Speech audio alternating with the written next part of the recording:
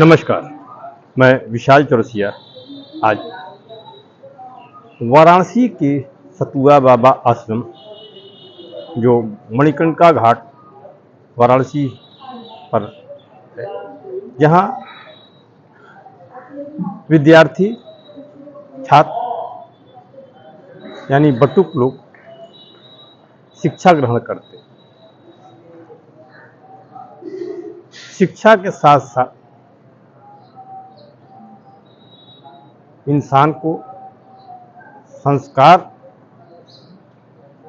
कैसे प्राप्त होता है, छात्रों कैसे दिया जाता है, जो आगे चल करके समाज को नई दिशा देते हैं, अपने घर परिवार को संभालते हैं। खाना खाने से पूर्व भी पुरुषोक्त मंत्र का पाठ करते हैं, तदुपरांत भोजन ग्रहण करते हैं। भोजन समाप्ति पर भी ईश्वर का नाम लेते हैं, मां अन्नपूर्णा का ध्यान करते हैं। इस वीडियो को बनाने का मतलब सिर्फ इतना है कि आज समाज में लोग अपने दरवाजे पे किसी भी कार्यक्रम में बुलाते हैं तो वो जिसको आज के समय का लोग एडवांस भोज कहते हैं,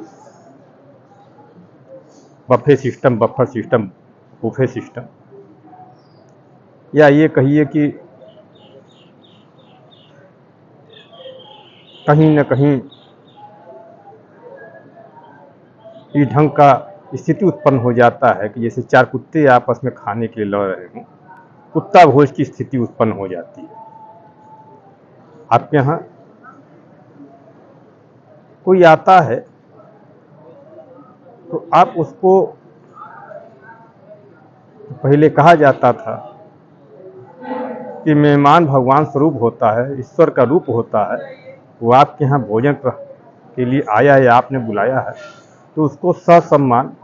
भोजन कराएं और उस भोजन को इतने प्रेम से कराएं कि उसके दिल से, उसके आत्मा से, उसके रूह से आपके लिए स्वतः ही आशीर्वाद निकले, आपकी मंगल कामना हो। इसमें खास बात यह है कि बटुक लोग भोजन ग्रहण करने से पूर्व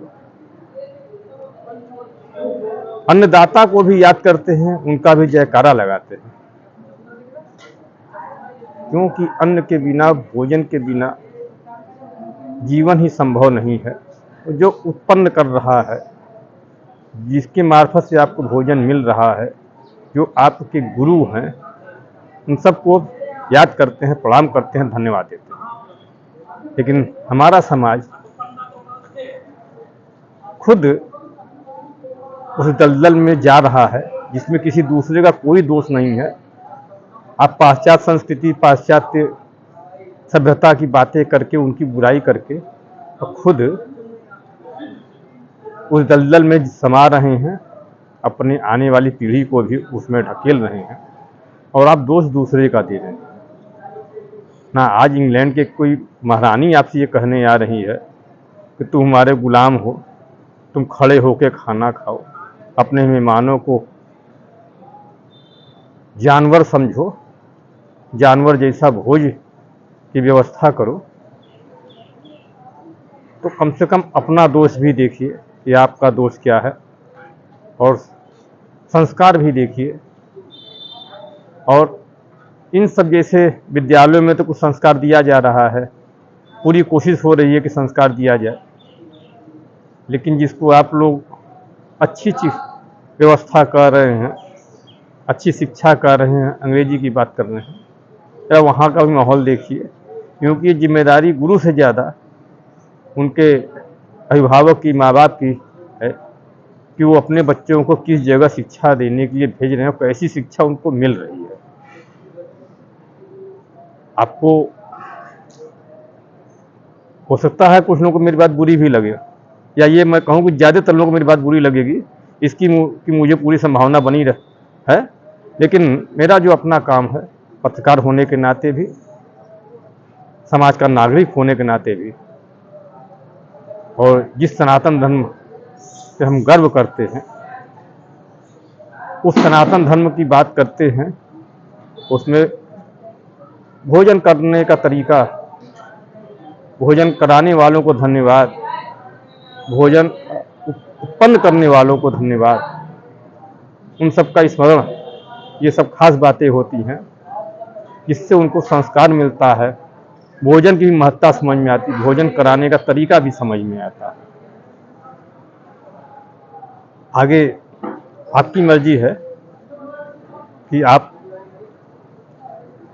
कितना अपने बच्चों को संस्कार दे सकते हैं,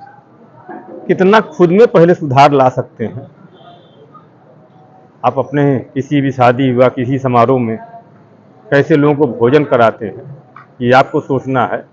अगर आप साइंस की बात करते हैं, विज्ञान की बात करते हैं, तो उसमें भी है कि हर क्रिया की प्रतिक्रिया होती है, जैसी क्रिया होती है वैसी प्रतिक्रिया होती है। तो आप किसी को बुला करके,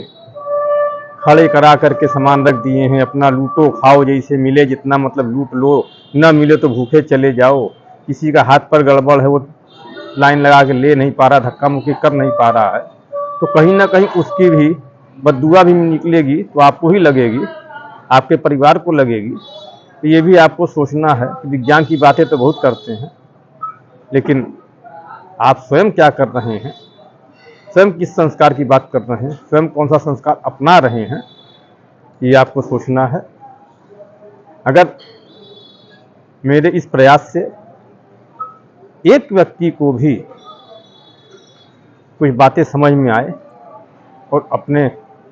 क्रियाकलापों में सुधार लाएगा, तो मैं समझूंगा कि मेरा प्रयास सफल रहा। और मैं ये कभी नहीं कह सकता इस विषय पे कि आप हमारा वीडियो पसंद आया तो लाइक कीजिए, शेयर कीजिए,